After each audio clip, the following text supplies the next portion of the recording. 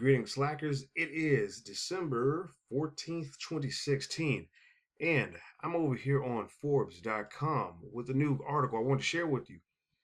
This is actually back from a while ago, but the reason why I wanted to share it with you is because this is going to be a growing trend in the years to come. Zoosk drops third of staff as dating app boom lets users play the field. And this is by Janet Burns. Goes on to say here, a year after laying off 15% of its staff, San Francisco-based dating platform Zoosk is ending things with another 40 employees, or a third of the company, TechCrunch reported this week. Faced with a boom of competitor apps in the past few years, the site explains Zoosk Incorporated has been suffering from a significant drop in its user base as distractible online daters explore their options for getting matched. And while users might be hoping to improve their odds by dipping into the dating pools of several different apps simultaneously, the companies behind these platforms have recently trended toward a similar strategy for success. Last June, the Wall Street Journal reported that IAC Interactive Corp., owner of dating giant Match.com Incorporated, composed of such platforms as Tinder, OkCupid, Match.com, and Plenty of Fish, among others, now controls upwards of 22% of an approximately 1.8 billion industry.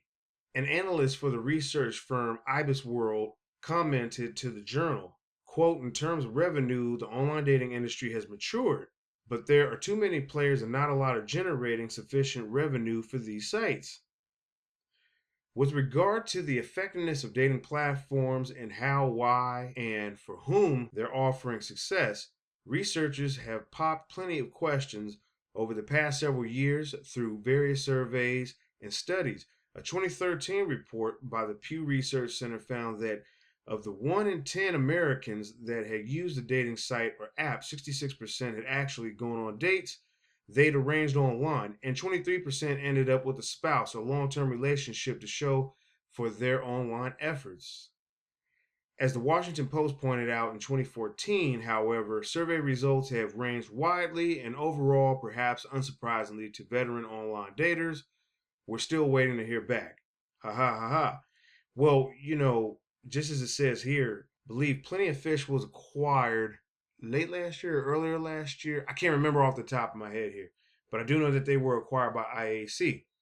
IAC has a bunch of other dating companies under it. Tinder, OkCupid. There's a couple others. Can't remember them off the top of my head right now. But just know that if you're bouncing around from one site to the other, they could all be owned by the same parent company. And right now, that seems to be the strategy that a lot of people are using to meet people online. And why not? Why not increase your odds of meeting people by using multiple apps if that's what works for you?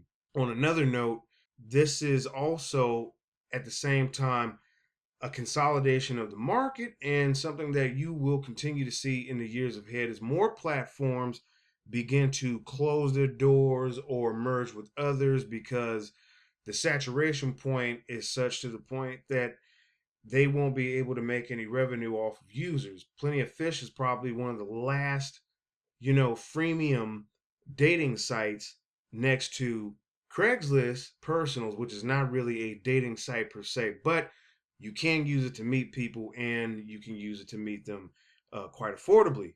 Anyways, what dating sites, dating apps do you use? Leave those for me down in the comment section below. The link to this will be in the description box. And as always, I'll catch you in the next article and next video.